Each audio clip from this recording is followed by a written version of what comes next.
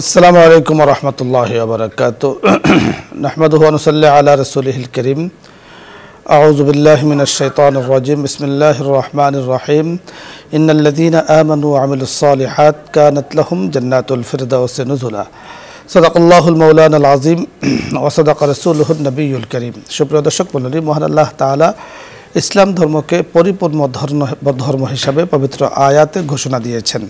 যেমন রাসূল আকরাম সাল্লাল্লাহু আলাইহি ওয়াসাল্লাম বিদায় হজের ভাষণে যে আয়াতটি তেলাওয়াত করেছেন, আল্লাহ তাআলা তখনই নাজিল করিয়েছেন আল-ইয়াওমা আকমালতু লাকুম দীনাকুম ওয়া আতমামতু আলাইকুম নি'মাতি ওয়া রাদিতু লাকুমুল ইসলাম দীনা। তিনি বলেছেন, ইসলাম ধর্ম যিনি গ্রহণ করেছেন, পরিপূর্ণভাবে ইসলামে প্রবেশ করেছেন, আল্লাহ রাব্বুল কারীম তার উপরে সন্তুষ্ট। আল্লাহ তাআলার সন্তুষ্টির অনেকগুলো কারণ, তার মধ্যে প্রধানতম কারণ হলো ইসলাম ধর্ম গ্রহণ করা এবং তার উপরে পরিপূর্ণরূপে প্রবেশ করা, তার উপরে অটল অবিচল থাকা। এই ইসলাম ধর্ম পালনে চর্চায় শরীয়তের কি নির্দেশনা, আমাদেরকে কি বলা হয়েছে, ঈমান কিভাবে বাড়ে, আমি ধর্মীয় চর্চা কিভাবে করব এবং কিভাবে করলে ঈমানের উপরে, ইসলামের উপরে আমি অটল অবিচল থাকতে পারবো, আজকে আমরা এই বিষয় নিয়ে কথা বলবো। কথা বলার জন্য যিনি আমাদের সাথে এ সময় যোগ দিয়েছেন, বিশিষ্ট ইসলামী চিন্তাবিদ, অত্যন্ত চমৎকার সুন্দর আলোচনা করে থাকেন, লেখালেখি করে থাকেন, মুফতি আলী হাসান তৈয়ব, বিভাগীয় প্রধান ইসলাম বিষয়ক, দৈনিক নয়া শতাব্দী। সাথে আছি আমজাদ হোসেন হেলালি। আসসালামু আলাইকুম ওয়া রাহমাতুল্লাহি ওয়া বারাকাতুহু। মুহতারাম, কেমন আছেন? আলহামদুলিল্লাহ, হাইয়াকুমুল্লাহ। আপনি কেমন আছেন? আলহামদুলিল্লাহ। আপনি বুজুর্গ মানুষ, দোয়া করেছেন, আল্লাহ তাআলা খুব ভালো রেখেছেন। তো আজকে আপনার কাছে আমরা যে বিষয়টি জানবো, যে ধর্ম চর্চা অত্যন্ত জরুরি একটি বিষয়। বিশেষ করে ইসলাম ধর্ম চর্চার ব্যাপারে কোরআনে কারিমে বিভিন্ন আয়াতে আল্লাহ তাআলা জানিয়ে দিয়েছেন, ওয়াযাক্কির ফাইন্না যিকরা তানফাউল মুমিনিন, মানে ঈমানের আলোচনা, ঈমানের চর্চা, ইসলামের চর্চার দ্বারা ঈমান কিন্তু বাড়তে থাকে। এবং অপর আয়াতে আল্লাহ তাআলা আমাদেরকে জানিয়ে দিয়েছেন যে ইসলাম চর্চায় যত বেশি সময় দিবে তত বেশি আল্লাহ তাআলা কুরবত হাসিল করবে। তো আপনার কাছে আমরা এই সম্পর্কে বিস্তারিত শুনবো। ধন্যবাদ। খুবই চমৎকার একটি জীবন ঘনিষ্ঠ বিষয়। আলহামদুলিল্লাহ ওয়াসসালাতু ওয়াসসালামু আলা রাসূলিল্লাহ। দেখুন, ধর্ম আমরা অনেকে মনে করি শুধুমাত্র বললাম লা ইলাহা ইল্লাল্লাহ হয়ে গেল, ইসলাম হয়ে গেল। আসলে তা নয়। আল্লাহ রাব্বুল আলামিন কোরআনে বলেছেন, ইন্নাল্লাযীনা ক্বালু রাব্বুনাল্লাহু সুম্মা ইসতাকামু, যারা বলে যে আমার রব হলো আল্লাহ, তারপর এটার উপর অবিচল থাকে, তার মানে মুখ দিয়ে স্বীকার করে, তারপরে এটাকে সে তার জীবনের সব সময়ের কর্মকাণ্ড, কথায়, আচরণ, এসবের মাধ্যমে সে এটাকে বাস্তবায়ন করে এবং এটাকে সত্যে প্রমাণিত করে যে হ্যাঁ, আমি যেটা বিশ্বাস করেছি, আমি যেটা স্বীকারোক্তি দিচ্ছি সেটা সত্য এবং সেটা যথার্থ। এবং আল্লাহ কোরআনে শুরু থেকে শেষ পর্যন্ত বারবার এই কথাটা বলেছেন, যেটা আপনি বলেছেন, ইল্লাল্লাযীনা আমানু ওয়া আমিলুস সালিহাত। সব মানুষ ক্ষতির মধ্যে আছে, শুধুমাত্র যারা সৎ আমল করেছে, ঈমান এনেছে এবং সৎ আমল করেছে। আল্লাহ বলেছেন, ইল্লা মান আমানা ওয়া আমিলা আমালান সালিহা, যারা ঈমান এনেছে এবং ভালো কাজ করেছে। এবং আল্লাহ রাব্বুল আলামিন বলছেন, ইন্নাল্লাযীনা আমানু, যারা ঈমান এনেছে তারপরে সৎ কাজ করেছে, কানাত লাহুম জান্নাতুল ফিরদাউস নুজুলা, তাদের জন্য জান্নাতুল ফিরদাউস হলো তাদের অভ্যর্থনা কেন্দ্র, তাদেরকে অপেক্ষা করছে বরণ করার জন্য। শুধু আমরা বুঝতে পারছি যে ধর্মে বিশ্বাস বা ইসলামে বিশ্বাস এটাই শুধু যথেষ্ট নয়, এটাকে আমার বাস্তবে প্র্যাকটিক্যালি আমাকে বাস্তবায়ন করতে হবে। আমরা সহিহ বুখারীতে আছে হাদিস, এবং ইসলামের মূলনীতি একটি হলো যে ইসলাম তিনটা জিনিসের সমন্বয়। একটা হলো ইকরার বিল লিসান, তাসদীক বিল জিনান, অন্তর দিয়ে বিশ্বাস করা এবং মুখ দিয়ে স্বীকার করা, এবং আমাল বিল আরকান, তার কাজকর্ম, তার দেহ প্রত্যঙ্গ, অঙ্গ প্রত্যঙ্গ দিয়ে সেটাকে সত্য বাস্তবায়ন করা। তার মানে অন্তরে বিশ্বাস আসতে হবে, মুখ দিয়ে স্বীকার করতে হবে, এবং এটাকে আমাদের প্র্যাকটিক্যাল যে লাইফ আছে, অর্থাৎ আমাদের দৈনন্দিন জীবন আছে, জীবনের প্রত্যেকটা কাজে ইসলামকে অনুশীলন করতে হবে, চর্চা করতে হবে। তো শুধু বলার নাম ইসলাম নয়, মানার নাম ইসলাম, এবং মানা এবং বলার সাথে বিশ্বাস করা। আমি বললাম একরকম, আমি চললাম একরকম, কিন্তু বিশ্বাস আমার অন্তরে অন্যরকম, যেটা আল্লাহ মুনাফিকদের কথা বলেছেন। আমরা দেখেছি যে সূরা বাকারার শুরুতে আল্লাহ রাব্বুল আলামিন কোরআনের একদম সেই সূচনা লগ্নেই মানুষকে তিনটে ক্যাটাগরিতে ভাগ করেছেন, এর মধ্যে ঈমানদার, মুনাফিক এবং কাফির। সেখানে ঈমানদারদের জন্য 3টি আয়াত, কাফিরদের জন্য 2টি আয়াত, কিন্তু মুনাফিকদের জন্য 12টি আয়াত আল্লাহ চিহ্নিত করেছেন। তার মানে মুনাফিকের সিমটম, এটার উপসর্গ, এটা খুব বেশি মারাত্মক এবং এটাই অধিকাংশ মানুষের মধ্যে উপস্থিত থাকে। তো আজকে আমাদের যেই শিরোনামটা, আমাদের শিরোনাম থেকে আমরা মনে করি সবচেয়ে বড় শিক্ষণীয় বিষয় হলো যে আমরা যেন আমাদের সত্যিকার জীবনে আমাদের কার্যত আমরা ইসলামকে বাস্তবায়ন করি। আমরা কিন্তু দেখা গেছে যে নামাজ রোজা পড়ছি, আবার কথা মিথ্যা বলছি, ধোঁকা দিচ্ছি, অন্যের সম্পদ হরণ করছি, কিংবা আমরা বলছি যে ব্যক্তি জীবনে সৎ, কিন্তু আল্লাহর সঙ্গে আমার জীবন যে সম্পর্ক, হক, নামাজ রোজা এগুলোতে আমি নাই। অনেকে কাজ করেন না, ইবাদত করেন না, বলে আমার মন ফ্রেশ আছে। তো এই ধরনের মন ফ্রেশের কোনো গুরুত্ব বা ধর্তব্য ইসলামে নেই। আল্লাহ কোরআনে বারবার করে বলেছেন যে আমি দিনকে পরিপূর্ণ করেছি, উদখুলু ফিস সিলমি কাফা, ইসলামে পরিপূর্ণ রূপে তোমরা প্রবেশ করো। এবং উনি বলেছেন যে আফাতা'মুনুনা বিবাদিল কিতাব ওয়া তাকফুরুনা বিবাদ, তোমরা কোরআনের কিছুটা মানো না, এরকম নাকি? এরকম হলে কিন্তু তোমাদের ঠিকানা হলো জাহান্নাম। তো ইসলামে আমাদের ইবাদত, আমাদের বিশ্বাস, যেটাকে আকায়েদ বলা হয়, তারপর ইবাদত, তারপরে মুআমালাত, অর্থাৎ একে অপরের সাথে লেনদেন, মুআশারাত, একে অপরের সঙ্গে ওঠা বসা, এই সবগুলোকে আমাদের সুন্দর করতে হবে। ইসলামের যে আদর্শ, আমার নবী সাল্লাল্লাহু আলাইহি ওয়াসাল্লামের যে সুন্নাহ, ইসলামের প্র্যাকটিক্যাল রূপ মুহাম্মদুর রাসূলুল্লাহ সাল্লাল্লাহু আলাইহি ওয়াসাল্লাম, তার পুরা সুন্নাতকে আমরা যদি আমাদের জীবনের সব ক্ষেত্রে বাস্তবায়ন করি, তাহলেই কেবল সত্যিকার অর্থে ইসলামকে আমরা চর্চায় এনেছি, ইসলামকে বাস্তবায়ন করেছি, ইসলাম ধারণ করেছি, এটা প্রমাণ হবে। এরকমভাবে যদি যেতে পারি তাহলে জান্নাত আমাদের জন্য অপেক্ষায় থাকবে ইনশাআল্লাহ। চমৎকার আপনি বলছিলেন। দর্শক মণ্ডলী, আজকে ইসলাম চর্চায় শরীয়তের নির্দেশনা নিয়ে আমরা কথা বলছিলাম। ইসলাম চর্চার যে বিষয়গুলো আমাদের মুহতারাম মুফতি আলী হাসান তৈয়ব বলেছেন যে ইসলাম চর্চায় প্রথমত আমার জন্য যে বিষয়টি আমরা কালিমা পড়েছি, লা ইলাহা ইল্লাল্লাহু মুহাম্মাদুর রাসূলুল্লাহ সাল্লাল্লাহু আলাইহি ওয়াসাল্লাম, এক্ষেত্রে আমরা আমাদের জন্য আমরা দিক নির্দেশনা পাই রাসূল আকরাম সাল্লাল্লাহু আলাইহি ওয়াসাল্লামের একটি চমৎকার হাদিস থেকে। রাসূল বলেছেন, তাআল্লামনাল ঈমান সুম্মা তাআল্লামনাল কুরআন, আমরা আগে ঈমান শিখেছি, এরপরে কোরআন শিখেছি। অর্থাৎ আগে হলো ঈমান, আমি ঈমানের উপরে যখন অটল অবিচল থাকব তখন আমি কোরআন শিখব। ঈমান হলো আমার মৌলিক বিষয়, আমার ঈমান যেন ঠিক থাকে, ঈমান যেন মজবুত থাকে, কোনোভাবে আমার ঈমানকে কেউ, কোনো ইজম, কোনো কিছু, কোনো সম্প্রদায় নষ্ট করতে না পারে, এই ব্যাপারে সদা সর্বদা সতর্ক থাকতে হবে। আর সতর্ক থাকার জন্য সবচেয়ে বড় মাধ্যম হলো আল কোরআন। আমি কোরআন চর্চা করব, আমি হাদিস চর্চা করব, আমি সুন্নতে রাসূলের উপরে প্রতিষ্ঠিত থাকব, সুন্নতে রাসূলকে আমি জীবনে বাস্তবায়ন করব। আমার ঈমানকে নিয়ে কেউ টানাটানি করতে পারবে না। দেখুন, আল্লাহ তাআলা পবিত্র কোরআন হাকিমে সূরা বনী ইসরাঈলে আয়াত নাজিল করে যে বিষয়টি আমাদেরকে জানিয়ে দিয়েছেন, ওয়ালা তাজিরু ওয়াজিরাতুন ওয়িজরা উখরা, কেউ কোনো গুনাহ করলে একের গুনার বোঝা অন্য নেবে না। আমার ঈমানকে ধ্বংস একজনে করবে, কিন্তু সে তো আমার গুনার ভার নেবে না। আমি যখন পদস্খলিত হয়ে যাব, পথ থেকে আমি সরে যাব, পথ হারা হয়ে যাব, তখন একা একা আমি ঘুরতে থাকবো, ফি তুগয়ানিহিম ইয়ামাহুন, আমার গুমরাহির মধ্যে, আমার নাস্তিকতার মধ্যে, আমার বেঈমানির মধ্যে আমি ঘুরতে থাকবো, কেউ আমাকে সহযোগিতা করবে না। মানুষ যখন বিপদে পড়ে সহযোগী বন্ধু বান্ধব পাওয়া যায় না, সুখ সময় অনেক লোক পাওয়া যায় আশেপাশে গুড়গুড় করে। ঠিক ঈমানের বিষয়টাও অনেকটাই এরকম। আমি ঈমানের উপরে অটল অবিচল থাকবো, কেউ যেন আমার ঈমানকে নিয়ে সিনেমিনি খেলতে না পারে। এজন্য অবশ্যই ইসলাম চর্চা, অবশ্যই কোরআন চর্চা, অবশ্যই হাদিস চর্চা আমাকে করতে হবে। আল্লাহ রাব্বুল কারীম আমাদেরকে কথাগুলো বুঝার তৌফিক দান করুন। আলোচ্য বিষয় নিয়ে আপনাদের যদি কোনো কিছু জানার থাকে অথবা কোনো প্রশ্ন থাকে, আপনি প্রশ্ন করতে পারেন, আমরা কোরআন ও সুন্নাহর আলোকে কথা বলার চেষ্টা করব। প্রথমে যিনি আছেন, আসসালামু আলাইকুম ওয়া রাহমাতুল্লাহ, দর্শক নাম বলে পরিচয় দিয়ে প্রশ্ন করুন। ওয়া আলাইকুম আসসালাম ওয়া রাহমাতুল্লাহ। ওয়ালাইকুম আসসালাম। টিভির ভলিউম কমিয়ে নেই, এরপরে কথা বলুন। একটা প্রশ্ন ছিল। জি বলুন। ওই আমাদের মসজিদে সকালে ফজর নামাজ আদায় হয় না, কিন্তু অন্যান্য ওয়াক্তের নামাজ আদায় হয়। এই মসজিদে নামাজ আদায় করলে নামাজ হবে কিনা? অত্যন্ত গুরুত্বপূর্ণ নতুন একটি প্রশ্ন আমাদের কাছে মনে হচ্ছে। মসজিদ ফজরের নামাজ হয় না, এমন আনকমন সিচুয়েশন আসলে খুবই রেয়ার বলা যায়। দেখুন, এটা যদি আপনি আপনার মহল্লাটা কিরকম জায়গায় বা মসজিদটা কিরকম জায়গায় সেটা বলেননি। অনেক জায়গায় এরকম হয় যে অফিস বা ফ্যাক্টরি, কলকারখানা, তো ফজরের সময় কেউ থাকে না হয়তো, এরকম যদি হয় তাহলে তো সমস্যা নেই, মানুষ নেই। কিন্তু মসজিদে যদি নামাজ পড়ানোর জন্য একজন দায়িত্বশীল থাকেন, ইমাম এবং মুয়াজ্জিন, যেটা আমাদের দেশে থাকে, এরকম ছাড়া কোনো মসজিদ নেই। এরকম যদি থাকেন, অন্ততপক্ষে তারা তো থাকবেন, আর সাথে আশপাশে যারা আছেন তারা যদি না আসেন তাদেরকে ডেকে আনবেন।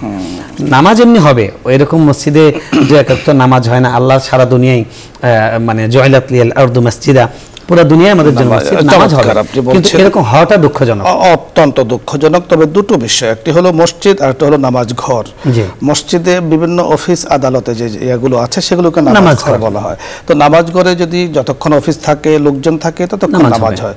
যখন বন্ধ থাকে তখন সেখানে নামাজ পড়ার কোনো সুযোগ নেই। কিন্তু মসজিদ যাকে বলা হয়, যেখানে 5 ওয়াক্ত নামাজ হয় এবং ইমাম মুয়াজ্জিন নির্ধারিত, সেখানে ফজরের নামাজ না হওয়াটা এটা এলাকার সকলের জন্যই কিন্তু একটা দুর্ভাগ্যজনক, গুনাহের একটা কারণ। এই জন্য অবশ্যই মসজিদে যেন নামাজ, আপনি ফজর না হলেও নামাজ হবে, কিন্তু এই বিষয়টা যেন আর না হয়, সেদিকে আমাদের সকলের, যারা মসজিদের এলাকা আছেন সকলের কিন্তু লক্ষণীয় এবং ভাবার বিষয়। পরবর্তী দর্শক, জি আসসালামু আলাইকুম রহমতুল্লাহ।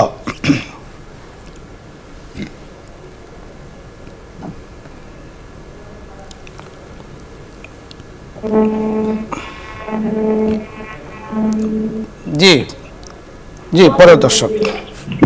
আসসালামু আলাইকুম ওয়া রাহমাতুল্লাহ। ওয়া আলাইকুম আসসালাম ওয়া রাহমাতুল্লাহ। হুজুর কেমন আছেন? আলহামদুলিল্লাহ, আল্লাহ তাআলা ভালো রেখেছেন। হুজুর আমি আপনাদের নিয়মিত দর্শক, আমি নিজে দেখি এবং অন্যকে সাথে করে নিয়ে দেখি। হুজুর আপনাদের ওসিলায় আল্লাহ তাআলা কত ভালো কথা শোনায়। আল্লাহ তাআলা যেন আপনাদের সুস্থতা হায়াত তৈরি করে। আমিন, জাযাকাল্লাহ। হুজুর আমার একটা প্রশ্ন। জি। প্রশ্নটি হলো, আল্লাহ তাআলা যে মানুষকে দুনিয়ার বুকে পাঠায়, মানে হায়াত যতটুকু লেখে তার থেকে কি বৃদ্ধি পায় হায়াত বা বাড়ে? জি, আমরা বুঝতে পেরেছি আপনার কথা, আমরা পুরোটাই বুঝতে পেরেছি। আপনি শুনতে থাকুন। পবিত্র কোরআনে হাকিম এই সম্পর্কে কি বলা আছে?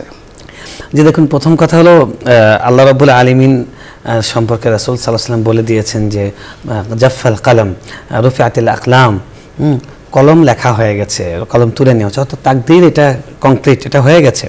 কার জন্ম, কার মৃত্যু, কার আয়ুষ্কাল, এগুলো সব নির্ধারণ হয়ে গেছে, এগুলো আমাদেরকে সৃষ্টির আগে নির্ধারণ হয়ে গেছে। বাকি যেটা হয় আমরা দোয়া করি এবং আল্লাহ রাব্বুল আলামিনের বিভিন্ন আমলের মাধ্যমে হায়াত বৃদ্ধি হয় বলা হয়, এগুলো মূলত হলো বারাকা। যেমন আমরা দোয়া করি বারাকাল্লাহু ফি হায়াতিক, আল্লাহ আপনার হায়াত বারাকা দান করুন, এরকম দোয়া করি। তো আল্লাহ রাব্বুল আলামিন যদি কারো জীবনে বরকত দান করেন, দেখা যাবে উনি 10 বছরে 20 বছরে এমন কাজ করেছেন যেটা 60 বছরে একটা মানুষ করতে পারেন না। ইমাম নববী মাত্র 35 বছর বয়সে মারা গেছেন। উনি রিয়াদুস সালিহিন লিখেছেন, মুসলিম শরীফের ব্যাখ্যাগত গ্রন্থ লিখেছেন, মানে পুরো পৃথিবীর মানুষ ওনার নামটা নিয়ে রাহমাতুল্লাহ। বড় চমৎকার আপনি বলছিলেন, হায়াতে বারাকা হয়, হায়াত বৃদ্ধি হয় না। কারণ হায়াত বৃদ্ধি হলে কোরআনে কারীমের যে আয়াতের খেলাফ হয়ে যায়, লা ইস্তাখিরুনা সাআতাও ওয়া লা ইস্তাকদিমুন। কোরআনে বলা হয়েছে যার জন্য যতটুকু বরাদ্দ তিনি অতটুকু হায়াত পাবেন, অতটুকু সময় পাবেন, অতটুকু কাজ করতে পারবেন। লিকুল্লি উম্মাতিন আজাল ইযা জা আজাল, প্রত্যেকটা নির্ধারিত সময় আছে, নির্ধারিত সময়। তো এজন্য হায়াতে বারাকা হয়। আল্লাহ তাআলার কাছে বরকতময় জিন্দেগির জন্য দোয়া করা। পরের দর্শক, আসসালামু আলাইকুম ওয়া রাহমাতুল্লাহ। হ্যালো, আসসালামু আলাইকুম। ওয়া আলাইকুম আসসালাম। আসসালামু আলাইকুম। জি, প্রশ্ন করুন। হ্যাঁ হুজুর, আমি আলেমদেরকে শ্রদ্ধা করি এবং আলেমদের বিভিন্ন কথাবার্তা শুনতেও আমার ভালো লাগে, কিন্তু আমার যেটা প্রশ্ন, এই যে সামনে মাসে হ্যাঁ আমাদের পবিত্র রমজান মাস, আজকে আমরা এখন থেকে আল্লাহ আমাদের রাতে বাঁচিয়ে রেখে আমরা রোজা থাকতে পারি, নজর বন্দী করতে পারি, কিন্তু যদি রমজান কাছে কি তাহলে আমাদের দুর্নীতির থেকে বাধ্যতা করতে হবে। আর কিছুদিন গত দুনিয়া রান্নায় রাখবেন, এই দিনের একটা সারাদিন উৎসব হয়ে গেছে, তা আমরা যারা চাকরির প্রতি আমাদের যারা হেলদি সম্পর্ক, তারা আমাদের পরিবার বন্ধু বান্ধব ওদের কোনো যদি সিরিয়া গাড়িতে আমাদের বাসায় পাঠায়, আমাদের আমি কি যাবেন বা অংশগ্রহণ করা? ধন্যবাদ। আমরা বুঝতে পেরেছেন কিছুটা। অস্পষ্ট ছিল, মানে তারাবির নামাজের কথা কি বললেন? তারাবির নামাজের বিষয়ে কোনো কিছু জানতে চেয়েছেন। আসলে তারাবির নামাজ না পড়তে পারলে গুনাহ হবে কিনা এরকম নাকি? এই ধরনের কিছু হতে পারে। দেখুন, তারাবির নামাজ, রমজান মাস আসছে, আমরা এখন আমাদের দায়িত্ব যেটা 3 মাস আছে দোয়া করা, আল্লাহুম্মা বাল্লিগনা রমাদান, এই দোয়াটা করা মুস্তাহাব, আমরা করতে পারি। আর রমজান মাসে যে তারাবি, এটা রমজান মাসে কোরআন নাজিল হয়েছে, শাহর রমাদানিল্লাযী উনজিলা ফীহিল কোরআন। তো কোরআন তেলাওয়াতের আলাদা সৌন্দর্য এনেছেন রাসূল সাল্লাল্লাহু আলাইহি ওয়াসাল্লাম তারাবির মাধ্যমে। তো একজন মুসলমান তারাবির নামাজ পড়বে এবং রাকাতকে দীর্ঘ করে পড়বে, রাসূল সাল্লাল্লাহু আলাইহি ওয়াসাল্লাম এটা চেয়েছেন, এটা উনি আমল করেছেন, সাহাবায়ে কেরামদের ইজমা হয়েছে। এজন্য তারাবির নামাজ নিয়ে না পড়ার ক্ষেত্রে নানান রকমের অজুহাত মাসালা তৈরি। ধন্যবাদ মুফতি সাহেব। এটা এক ধরনের ফিতনা, তারাবির নামাজ না পড়া, এবং তারাবির নামাজকে আল্লাহ তাআলা রমজানে সুন্নত মুআক্কাদা করেছেন শুধুমাত্র রমজানের সাথে সম্পৃক্ত, অন্য সময় নয়।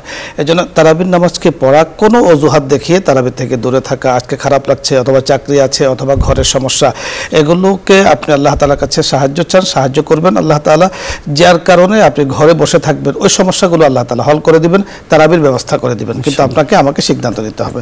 মুফতি সাহেব ধন্যবাদ আপনাকে, দর্শক মণ্ডলী আপনাদের সকলকে ধন্যবাদ জানাচ্ছি। আজকের এই সুন্দর আয়োজনে আপনারা শরীক হয়েছেন, শরীক থাকবেন এই আশাবাদ ব্যক্ত করে আজকের মতো বিদায় নিচ্ছি। আসসালামু আলাইকুম ওয়া রাহমাতুল্লাহি ওয়া বারাকাতুহু। দোয়া হবে, দরুদ ইস্তিগফার পাঠ করি। আল্লাহুম্মা সাল্লি আলা সাইয়্যিদিনা ونبينا وشفيعنا وحبيبنا ومولانا محمد صلى الله عليه وعلى آله وأصحابه وبارك وسلم. أستغفر الله ربي من كل ذنب وأتوب إليه لا حول ولا قوة إلا بالله العلي العظيم. الحمد لله رب العالمين، الحمد لله رب العالمين، والعاقبة للمتقين وعلى آله وأصحابه أجمعين. رب اجعلني مقيم الصلاة ومن ذريتي ربنا وتقبل دعاء. ربنا اغفر لي ولوالدي وللمؤمنين يوم يقوم الحساب. يا الله يا كريم، আমরা গুনাহগার, আমরা খাতাকার। মাওলায়ে করিম, শয়তানের ধোঁকায় অনেক গুনাহ হয়েছে। ইয়া আল্লাহ, মাওলায়ে করিম, শয়তান সকলকে ধোঁকা দেয়। মাওলায়ে করিম, কেউ কম বেশি মাওলায়ে করিম শয়তানের ধোঁকায় পড়ে জীবনকে গুনাহে জর্জরিত হয়ে গিয়েছে, আমরা করে ফেলেছি। ইয়া করিম, সাগরের ফেনা সমান যদি গুনাহ থাকে আপনার কাছে কিছুই না। ইয়া আল্লাহ, মেহেরবানি করে আমাদের সকলের জিন্দেগির সকল গুনাহগুলো মাফ করে দেন। যে অনুষ্ঠানে বসে হাত তুলেছি, ইয়া আল্লাহ, ইসলাম আমরা কতদিন ধরে মানুষ এর দ্বারা উপকৃত হচ্ছে, কিয়ামত পর্যন্ত যেন উপকৃত হয়। এই প্রতিষ্ঠানকে, এই অনুষ্ঠানকে আল্লাহ, এই বসুন্ধরা গ্রুপকে আপনি কবুল মঞ্জুর করে নেন।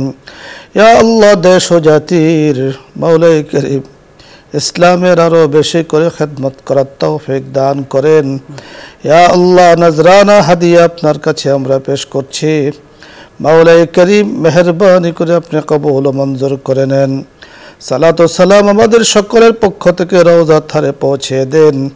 আপনার হাবিবকে সচক্ষে দেখিনি, আপনার হাবিবের কণ্ঠে কণ্ঠ মিলিয়ে কালিমা পড়তে পারিনি, মনে বড় ব্যথা।